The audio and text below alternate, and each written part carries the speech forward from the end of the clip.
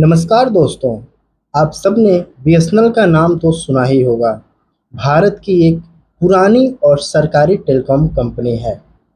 कभी ये कंपनी देश की शान थी, लेकिन जियो और एयरटेल के आने के बाद इसका कस्टमर बेस धीरे-धीरे गिरता चला गया। लेकिन अब एक बड़ी खबर आ रही है कि बीएसएनएल 18 साल के बाद लगातार 2 क्वार्टर में प्रॉफिट में है। जी हाँ, लगातार लॉसेस झेलने के बाद बीएसएनएल ने अक्टूबर-दिसंबर क्वार्टर के 2024 में और मार्च 2025 के क्वार्टर में प्रॉफिट दिखाया है। लेकिन प्रॉब्लम ये है कि प्रॉफिट होने के बावजूद कस्टमर कम होते जा रहे हैं और सर्विस क्वालिटी अभी भी वीक है। इसीलिए अब गवर्नमेंट ने बीएसएनएल के लिए नए टारगेट सेट किए हैं। मिनिस्टर्स ने खुद इंस्ट्रक्शन दिए हैं कि सर्विस इम्प्रूव करो, टावर के इश्यूज फिक्स करो और नए कस्टमर अट्रैक्ट करो। आज की इस वीडियो में हम डिटेल में समझेंगे कि गवर्नमेंट ने बीएसएनएल को क्या ऑर्डर दिए हैं, बीएसएनएल की करंट सिचुएशन क्या है और फ्यूचर में क्या हो सकता है।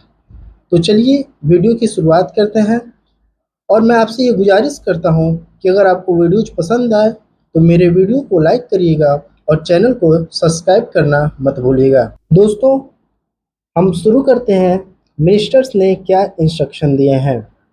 भारत के जो minister of state for telecom Chandrashekhar Pemmasani ने बीएसएनएल के 4 सर्किल उत्तर प्रदेश, बिहार, मध्य प्रदेश और वेस्ट बंगाल को ये क्लियर ऑर्डर दिया है कि जल्द से जल्द आप अपने सर्विस क्वालिटी को इम्प्रूव करो, टावर की जो भी इश्यूज हैं उसको तुरंत सॉल्व करो, फाइबर कट का टाइमली रेटिफिकेशन करो और लोकल लेवल पे इनोवेटिव मार्केटिंग और सेल्स स्ट्रेटजी अपनाओ। मतलब अब बीएसएनएल को सिर्फ सर्वाइव नहीं बल्कि एग्रेसिवली ग्रो करना होगा। उन्होंने कहा था कि जो मोबाइल कस्टमर बेस है उसको 50% तक बढ़ाना होगा अगले 1 साल में। जो इंटरप्राइज बिजनेस है, जो कंपनीज और इंस्टीट्यूशन को सर्विस देते हैं, उसमें हमको 25 से 30% तक ग्रो करना है और फिक्स्ड लाइन बिजनेस, लैंडलाइन और ब्रॉडबैंड को कम से कम 15 से 20% तक बढ़ाना पड़ेगा।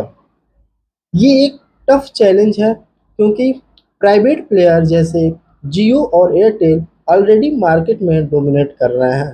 दोस्तों, ज्योतिराव सिंधिया का भी एक टारगेट है जो हमारे देश के टेलीकॉम मिनिस्टर हैं।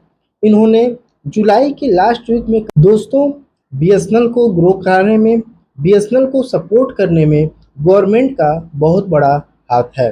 भारत सरकार ने पिछले 6 सालों में बीएसएनएल को 3 लाख करोड़ रुपए से ज़्यादा इन्वेस्ट किया है और इसका जो रिजल्ट निकल के आया है कि बीएसएनएल अक्टूबर-दिसंबर 2024 क्वार्टर में 262 करोड़ रुपए का प्रॉफिट दिखाया है और मार्च 2025 क्वार्टर में 280 करोड़ का प्रॉफिट हुआ है।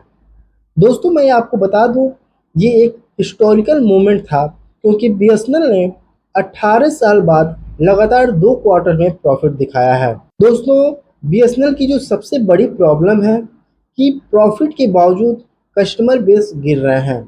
ऐसे क्या रीज़न हो सकते हैं कि उसके कस्टमर बेस गिर रहे हैं। जो सबसे पहला रीज़न है, नेटवर्क कवरेज बहुत वीक है। वीक नेटवर्क कवरेज की वजह से बीएसएनएल के जो कस्टमर बेस हैं वो धीरे धीरे कम हो रहे हैं। जो दूसरा रीज़न है ये है टावर का। बीएसएनएल जो भी टावर लगा रहा है उस पर नेटवर्क की जो प्रॉब्लम है काफ़ी ज़्यादा है, जिसकी वजह से जो बीएसएनएल के यूज़र हैं उनके मोबाइल में नेटवर्क का प्रॉब्लम हो रहा है। तीसरा जो रीज़न है, फाइबर कट लेट रिपेयर होते हैं। बीएसएनएल के जो टावर हैं उसमें जो भी फाइबर लगे हुए हैं, अगर फाइबर में कोई प्रॉब्लम हो रही है तो उसको बहुत लेट रिपेयर किया जाता है। चौथा रीज़न जो है ये है कि इंटरनेट स्पीड प्राइवेट कंपनी के कंपैरिजन में स्लो है। इसी वजह से लोग बीएसएनएल को छोड़कर जियो, एयरटेल, डिजिटल नेटवर्क की तरफ जा रहे हैं। तो दोस्तों, एक तरफ गवर्नमेंट लगातार पैसा इन्वेस्ट करके बीएसएनएल को सपोर्ट कर रहा है, टारगेट सेट कर रहा है और नए अपॉर्चुनिटीज क्रिएट कर रहा है। दूसरी तरफ बीएसएनएल के लिए सबसे बड़ा एग्जाम ये है कि सर्विस क्वालिटी इम्प्रूव करना और नए कस्टमर अट्रैक्ट करना। अगर बीएसएनएल अपना नेटवर्क स्ट्रांग बनाता है और कस्टमर को बेटर सर्विस देता है तो फिर से एक बड़ी टेलीकॉम कंपनी बन सकती है। लेकिन अगर क्वालिटी में इम्प्रूवमेंट नहीं आया तो गवर्नमेंट का पैसा और टारगेट दोनों वेस्ट हो जाएगा। दोस्तों, आपको क्या लगता है, बीएसएनएल अपना लॉस्ट ग्लोरी वापस ला पाएगा या फिर प्राइवेट कंपनीज के सामने पीछे रह जाएगा? अपना ओपिनियन कमेंट सेक्शन में ज़रूर शेयर करें। आज के लिए इतना ही। मिलते हैं आपसे एक और लेटेस्ट न्यूज़ को लेके। तब तक के लिए जय हिंद, जय भारत।